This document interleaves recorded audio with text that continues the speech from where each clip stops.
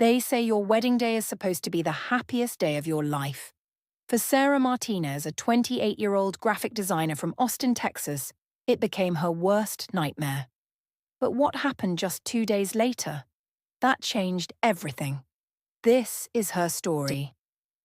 Sarah was born with albinism, a genetic condition that affects the pigmentation of skin, hair, and eyes. Growing up in Texas, she stood out everywhere she went. The stares in grocery stores, the whispers on playgrounds, the questions from strangers, they were constant companions throughout her childhood. But Sarah's parents raised her to be confident, to see her uniqueness not as a flaw, but as part of what made her special. She excelled in school, discovered a talent for art and design, and by her mid-20s she'd built a successful career as a graphic designer. Her portfolio was impressive, her work colourful and bold. Sarah had learned to navigate a world that often treated her as different, and she'd done it with grace and determination. But there was one area where that confidence sometimes wavered: romance. Dating had always been complicated. There were men who fetishized her appearance, treating her like an exotic curiosity rather than a person. Others ghosted after first dates, their interest fading once the initial intrigue wore off. Some were kind but clearly uncomfortable, unable to see past her albinism to the woman beneath. So when Sarah met Marcus Jenkins 3 years ago at a coffee shop in downtown Austin, she thought she'd finally found someone who saw her for who she truly was. Marcus was 31, a successful real estate agent with a charming smile and an easy confidence. He approached her table, complimented her laptop stickers, and asked about her work. The conversation flowed naturally. He asked for her number. They went on a first date, then a second, then a third. For the first time in her life, Sarah felt like someone wanted her, not despite her albinism, not because of it, but simply because of who she was. Marcus seemed perfect. He took her to nice restaurants, surprised her with flowers, talked about the future. Within 6 months, they'd moved in together. But looking back, there were signs. Small things Sarah told herself didn't matter. Marcus rarely posted photos of her on social media. When he did, they were always cropped or filtered in ways that made her features less distinct. When she asked about it, he'd laugh it off. "I'm just private about my relationship, babe." Meeting his family was awkward. His mother's smile never quite reached her eyes. His father asked pointed questions about her health, about whether albinism was hereditary. Marcus's younger sister was kind, but seemed nervous around her, as if Sarah were fragile, breakable. Sarah confided these concerns to her best friend Maya, who'd been her rock since college. Maya was cautious, protective. "Are you sure about him?" she'd ask. But Sarah would defend Marcus. He loved her. He'd chosen her. That had to mean something. 2 years into their relationship, Marcus proposed. It was romantic, a sunset on the beach, rose petals, the works. Sarah said yes without hesitation. She was going to be a bride. Someone wanted to marry her. All those years of feeling unlovable, of wondering if anyone would ever truly choose her. They were over. The wedding planning began. Sarah dove in with enthusiasm, choosing lavender for the bridesmaids' dresses, booking a beautiful church, tasting cakes, addressing invitations. 200 guests, a big traditional Texas wedding, everything she'd dreamed of. But as the wedding date approached, Marcus changed. He became distant, spending more time on his phone. He took frequent calls from his mother, conversations he'd have in another room. When Sarah asked what was wrong, he'd insist everything was fine. Just work stress, just wedding jitters. Normal stuff. The week before the wedding, the tension escalated. Marcus's mother called multiple times a day. At the rehearsal dinner, his family seemed subdued, their congratulations hollow. His mother gave a toast that felt more like a warning than a celebration. Marriage is a serious commitment. You have to be absolutely certain. Sarah's own mother noticed. "Is Marcus okay?" she asked. But Sarah plastered on a smile. Cold feet were normal, she told herself. Everyone gets nervous before a wedding. The night before the ceremony, Marcus texted her, "I love you. See you at the altar." It was tradition not to see each other, so Sarah didn't question why he sounded so formal, so distant. She went to bed in her childhood bedroom, her wedding dress hanging on the closet door, butterflies in her stomach. Tomorrow she'd be Mrs. Marcus Jenkins. Tomorrow everything would be perfect. Morning of the wedding, Sarah woke up early. Her bridesmaids arrived at her parents' house, mimosas in hand, excitement in the air. The makeup artist worked carefully on Sarah's face, enhancing her features, making her feel beautiful. Her hair was styled in soft waves. The dress was perfect. Lace and satin fitted at the bodice, flowing at the skirt. When Sarah looked in the mirror, she saw a bride, a real bride, and she felt for the first time in weeks that everything was going to be okay. The church was decorated beautifully. White roses and lavender hydrangeas lined the aisles. Candles flickered in the afternoon light. Guests filled the pews. 200 people all there to witness Sarah and Marcus pledge their lives to each other. Sarah waited in the bride's room with her father, her bridesmaids fussing over her train. The music started. The bridesmaids walked down the aisle one by one. Then it was her turn. Her father squeezed her hand. "Ready, sweetheart." She nodded, her heart pounding with joy and anticipation. The doors opened. All eyes turned to her. She began the long walk down the aisle, her father at her side, toward the altar where Marcus should have been waiting. But the altar was empty. Sarah kept walking, confusion flickering across her face. Maybe he was running late. Maybe he was in the back room having a last-minute conversation with his best man. She reached the front of the church. Still no Marcus. The officiant looked uncomfortable. The guests began to whisper. 5 minutes passed, then 10. The whispers grew louder. Sarah stood there in her wedding dress, bouquet trembling in her hands, her father's arm around her shoulders. Then Marcus's best man appeared from a side door. He was pale, his expression stricken.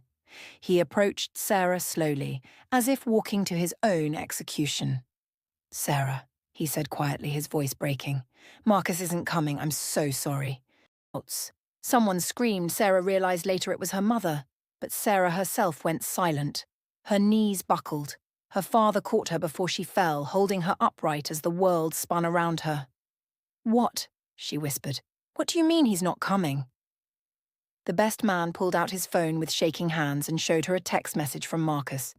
"I can't do this. My family is right. I'm sorry." That was it. No phone call, no explanation, no face-to-face conversation. Just a text message sent 20 minutes before he was supposed to stand at the altar and pledge his life to her. Marcus had abandoned her, in front of 200 people, in her wedding dress, at the altar. The church cleared quickly after that. Guests filed out in shocked silence, not knowing what to say, where to look. Sarah stood frozen at the altar, her bridesmaids crying around her, her parents trying to console her, but their words sounded far away, muffled. The reception hall sat empty, tables set, food prepared, a 3-tiered cake waiting to be cut. Thousands of dollars spent on a celebration that would never happen. Sarah's father drove her home. She still wore her wedding dress. Her makeup was streaked with tears. She didn't speak, couldn't speak. The humiliation was suffocating. Everyone knew. Everyone had witnessed her being left at the altar. The rejection, the public nature of it, it was unbearable. That night, Sarah lay in her childhood bed, still in her wedding dress, and sobbed until she had no tears left. The next day was worse somehow. The shock had worn off, replaced by raw, agonizing pain. Sarah couldn't eat, couldn't sleep. She turned off her phone because the messages kept coming, pitying texts, awkward attempts at comfort, questions she couldn't answer. Marcus never called, never showed up to explain. His family stayed silent. The coward had simply disappeared. Sarah's best friend Maya came over and sat with her in the darkness of her bedroom. "You need to get out of this room," Maya said gently. "Just for an hour, please." Sarah refused. She wanted to stay in bed forever, wanted to disappear, wanted the earth to swallow her whole. He was right, Sarah whispered. His family was right. Who would want to marry someone like me? Maya grabbed her shoulders. Don't you dare. Don't you dare let him make you think that. He's a coward, Sarah. This is about him, not you, but Sarah couldn't hear it. All she could hear was the echo of Marcus's text. My family is right. Right about what? That she wasn't good enough? That her albinism made her unmarriageable?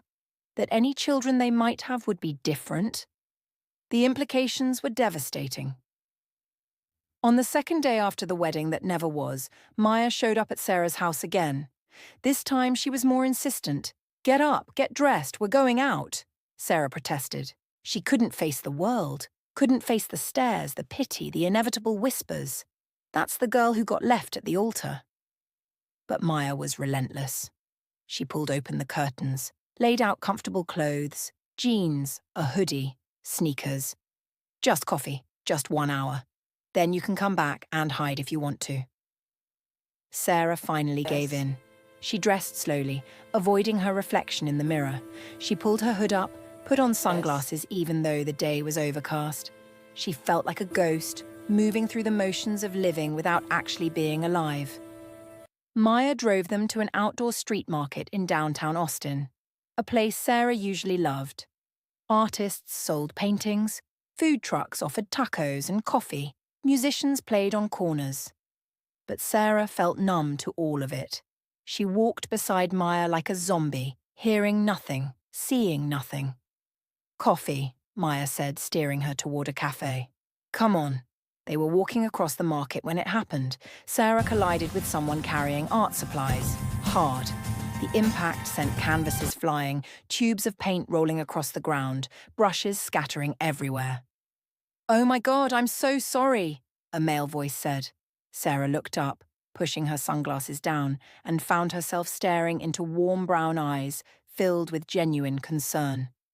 The man who'd run into her was kneeling on the ground, frantically gathering his supplies, apologizing profusely. He was maybe early 30s with dark hair pulled into a small bun, paint stains on his jeans, and a kind face that radiated authenticity.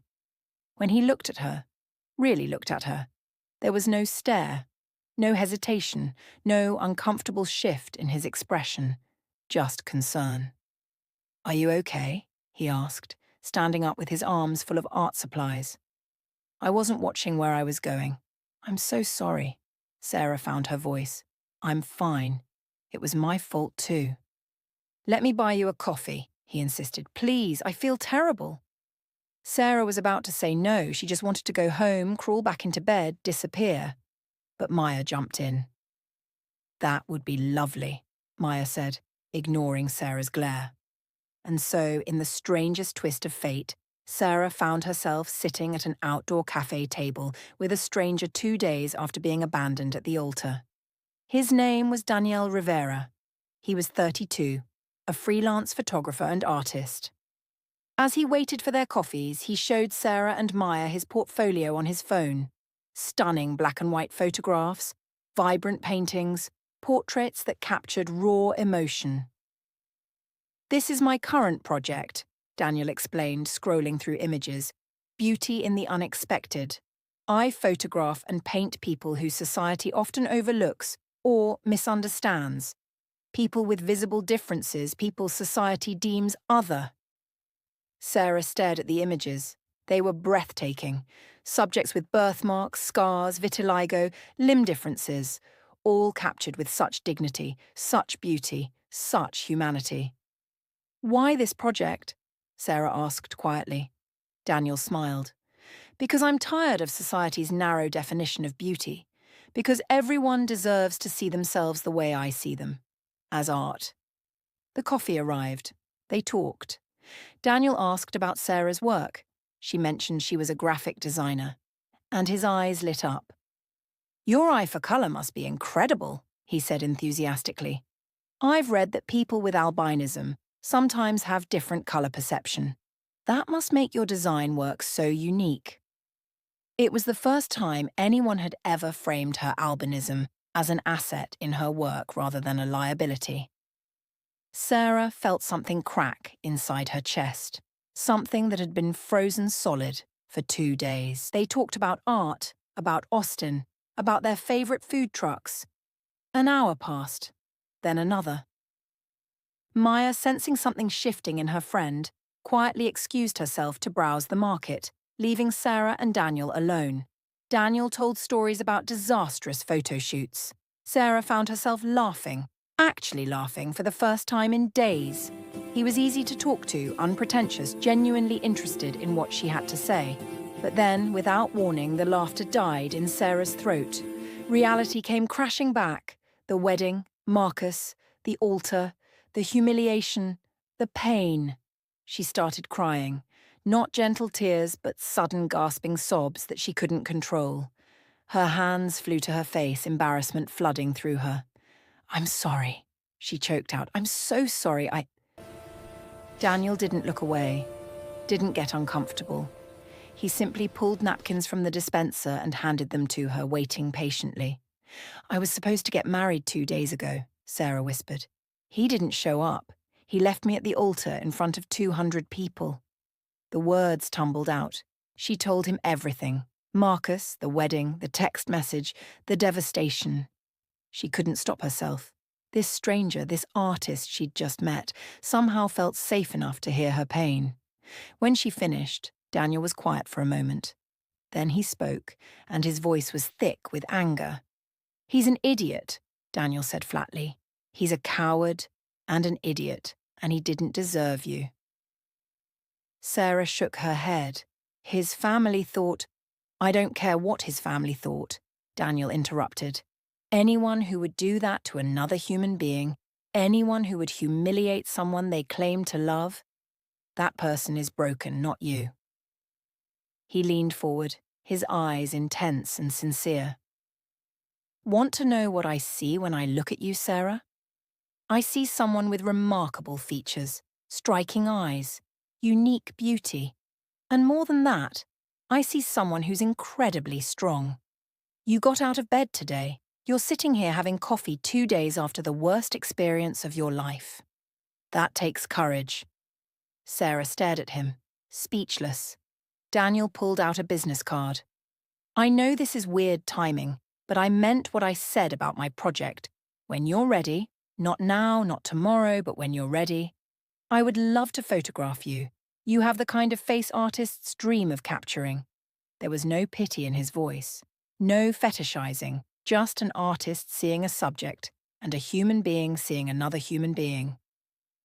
"Can I have your number?" Daniel asked. "Just to check in.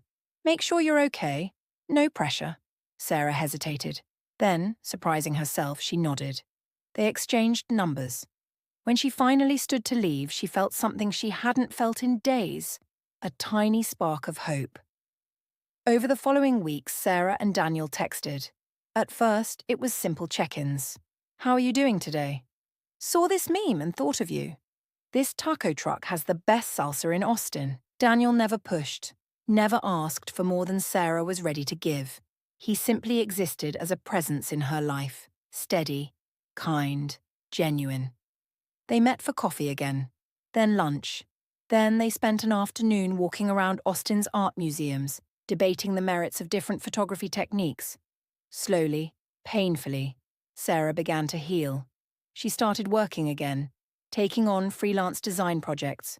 She stopped hiding in her room. She even laughed at Maya's terrible jokes. And through it all, Daniel was there. Not as a boyfriend, not as someone trying to fix her, but as a friend. Someone who saw her pain and didn't run from it. Someone who saw her albinism and found it beautiful rather than problematic. 1 month after the wedding disaster, Daniel invited Sarah to his gallery showing. "I've been working on this exhibition for a year," he explained over coffee. "It's my Beauty in the Unexpected series. Will you come? I'd really like you there." Sarah agreed. On the night of the opening, she dressed carefully, a simple black dress, her hair down, minimal makeup. She felt nervous for reasons she couldn't quite name. The gallery was packed with people admiring Daniel's work. Photographs lined the walls, powerful portraits, each one telling a story of resilience, uniqueness, beauty outside conventional standards. Sarah moved through the space, awed by the talent on display. Daniel clearly had a gift for seeing people, really seeing them. Then she noticed a section of the gallery covered with a white cloth, roped off. A sign read, "Special Collection, unveiling at 8 p.m. At 8 o'clock, Daniel found Sarah in the crowd and took her hand. "I want to show you something," he said quietly, "but only if you're comfortable with it." He led her to the covered section. The crowd followed, curious. Daniel looked at Sarah, a question in his eyes. She nodded, though she had no idea what was coming. Daniel pulled the cloth away. Sarah gasped. The wall was covered with photographs of her. Over the past month, during their coffee dates and museum visits and long walks, Daniel had been photographing her. Candid shots, artistic portraits, close-ups of her eyes, her hair, her hands, black and white images that captured her in moments of laughter, contemplation, sadness, hope. But it was the way he'd photographed her that made Sarah's breath catch. She looked beautiful. Not despite her albinism, not because of it, but simply beautiful. Powerful. Striking. Human. The photographs showed vulnerability and strength, pain and resilience. They showed her exactly as she was, and they celebrated it. Below the photographs, a placard read, "Sarah, a study in resilience." These photographs document one woman's journey through heartbreak to self-discovery. She is proof that true beauty lies not in conformity but in authenticity. Sarah's eyes filled with tears, but this time they weren't tears of pain.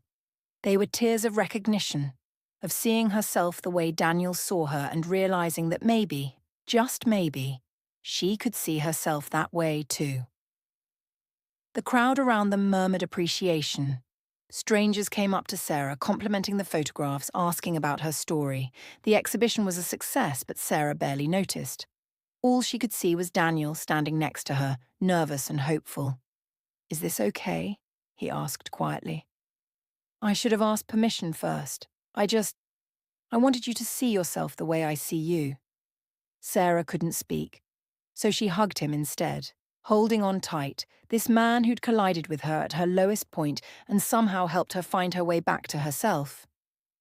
After the gallery cleared that night, Daniel walked Sarah to her car. The Austin streets were quiet, city lights reflecting off wet pavement from an earlier rain. "Sarah," Daniel said, stopping beside her car, "I need to tell you something." Sarah's heart began to race. "These past few weeks, getting to know you, you're amazing. You're talented and funny and strong and beautiful, and I've fallen for you. Completely. Entirely." He took a breath. "I'm not saying this because I feel sorry for you. I'm not saying it because I think you need rescuing or because I have some savior complex. I'm saying it because you're extraordinary and being around you makes me want to be better." Sarah felt fear spike through her. It was too soon. She wasn't ready. Marcus had destroyed her ability to trust. "Daniel, you don't have to," she started. He interrupted gently. "I know I don't have to.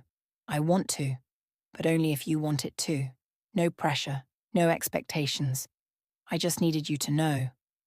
Sarah looked at this man who'd appeared in her life at exactly the right moment. This man who saw her, really saw her, and didn't look away. This man who captured beauty in the unexpected and somehow taught her that she was beautiful too. "I'm scared," she admitted. "I know," Daniel said. "And that's okay. We can go slow, or we can stay friends, whatever you need." Sarah thought about Marcus, who'd promised forever and delivered humiliation. Then she thought about Daniel, who'd promised nothing except honesty and shown up every single day for the past month. She thought about running, about protecting herself, about playing it safe. But then she remembered something her mother had told her in the devastation after the wedding. "Sarah, the right person will choose you every single day, not just on the easy days, but on the hard ones too." Daniel had already proven himself, not through grand gestures, but through consistent, quiet presence. "I've fallen for you too," Sarah whispered. "And that terrifies me." Daniel smiled, relief and joy flooding his face. "Can I kiss you?" Sarah nodded. And there, under the Austin streetlights, 2 days shy of 1 month after the worst day of her life, Sarah kissed Daniel Rivera. And she felt, for the first time since Marcus had walked away, like she might actually be okay. 1 year later, Sarah and Daniel sat in that same coffee shop, where they'd had their first real conversation after colliding in the street market. They'd been dating for 12 months. Months filled with art gallery openings and design projects, lazy Sunday mornings and deep conversations about life and love and everything in between. Daniel had met Sarah's family and loved them. Sarah had met Daniel's mother, who'd welcomed her with open arms and made her favourite pozole. They'd moved in together 6 months prior, turning Daniel's loft into a shared creative space. His photography equipment on one side, her design setup on the other, their lives beautifully intertwined. And they'd started something new together. The Unique Bee, the Unique Beauty Project, workshops and mentorship programs for young people with visible differences. They taught photography, design, and most importantly, self-love. They showed kids with albinism, vitiligo, birthmarks, and scars that they were not flaws to be hidden, but human beings deserving of celebration. Their social media following had grown. News outlets covered their work. But more than any external validation, Sarah had found something she'd lost that day at the altar: herself. She'd learned that Marcus leaving wasn't a reflection of her worth. It was a reflection of his weakness, his inability to stand up to family pressure, his lack of courage to love someone who challenged societal norms. In a strange way, Marcus had done her a favour. If he'd shown up, if he'd married her despite his doubts, Sarah would have spent her life with someone who saw her as other, someone who made her feel like she had to apologise for existing. Daniel never made her feel that way. With Daniel, she was simply Sarah. Not Sarah with albinism or Sarah the girl who got left, just Sarah. And that Sarah was enough. 6 months after they started dating, Marcus reached out. A text message late at night. "Can we talk?" Sarah showed Daniel and they decided together how to respond. She called Marcus. He answered on the first ring. "Sarah," he breathed. "Thank you for calling. I've been thinking about you. I made a mistake. I saw your stuff online, the project you're doing with that photographer guy. You look happy. I thought maybe we could meet up, talk about—" "No," Sarah interrupted calmly. Silence. "I don't want to talk to you, Marcus. I don't want to meet up. I don't want your apologies or your regrets. You made your choice and, honestly, thank you. Thank you." Marcus sounded confused. "Thank you for walking away," Sarah said. "Because you made room for someone who actually knows how to show up, someone who chooses me every single day, not despite who I am, but because of who I am. You did me a favour." She hung up before he could respond, and she felt, in that moment, completely free. Now, sitting in the coffee shop with Daniel, Sarah had news to share. "So," she said, trying to keep her voice casual, "I have something to tell you." Daniel looked up from his coffee, eyebrows raised. "Good something or bad something?" Sarah took a deep breath. "Daniel Rivera, will you marry me?" Daniel froze. His coffee cup stopped halfway to his mouth. "What?" Sarah laughed at his expression. "I'm serious. I know it's unconventional. I know women aren't supposed to propose, but nothing about us has been conventional, and I don't want to wait anymore. You've shown me what love actually looks like. You've taught me that I'm worth choosing. So I'm choosing you. Will you marry me?" Daniel set down his coffee with shaking hands, his eyes filled with tears. "Sarah Martinez, yes. 1,000 times yes." They kissed across the table, laughing and crying simultaneously. Other coffee shop patrons started clapping, strangers celebrating this moment with them. This time there would be no doubt, no cold feet, no humiliating text messages or abandoned altars. This time Sarah was marrying someone who saw her, loved her, celebrated her. 3 months later, Sarah and Daniel got married. Not in a big church with 200 guests, not with fancy decorations or elaborate reception halls. Instead, they married at sunset in Zilker Park, surrounded by 30 of their closest friends and family. Sarah wore a simple white dress. No lace, no train, just clean lines and elegance. Daniel wore a grey suit. Maya stood as maid of honor. Daniel's best friend stood as best man. Sarah's parents cried happy tears. Daniel's mother blessed them in Spanish. The sun set over the Austin skyline, painting the sky in shades of orange and pink. And when Sarah walked toward Daniel, there was no fear, no hesitation, because she knew, absolutely knew, that he would be there, that he would show up, not just today, but every day after. The officiant began the ceremony, but before the vows, Sarah asked if she could say something. "1.5 years ago," she said, her voice steady and strong, "I stood at an altar and waited for someone who never came. That day nearly destroyed me, but it also freed me. It freed me to find this man." She squeezed Daniel's hands. "It freed me to understand what real love looks like. Real love shows up. Real love doesn't run when things get complicated. Real love sees you, all of you, and says, yes, you, exactly as you are." She turned to Daniel. "You collided with me on the worst week of my life. You spilled paint and dropped canvases and apologized profusely. And then you did something Marcus never did. You saw me, not as a project or a curiosity or a liability, just as me. And you kept showing up." Daniel was crying openly now. "Sarah, you're the strongest person I've ever met. You've taught me that beauty isn't about perfection. It's about authenticity. It's about being brave enough to be yourself in a world that wants you to be something else. You are my inspiration, my partner, my best friend, and I promise you, for the rest of our lives, I will show up. Every single day, I will choose you." They exchanged rings. They said their vows. The officiant pronounced them married. And when they kissed, as the sun fully set and the first stars appeared in the Texas sky, Sarah felt complete. Not because Daniel completed her, she was already whole, but because he celebrated her wholeness, her complexity, her uniqueness.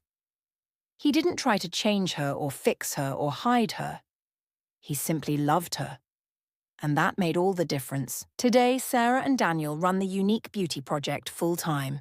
They've expanded to 5 cities across Texas, working with hundreds of young people. They've been featured in national magazines, invited to speak at conferences, recognized for their advocacy work.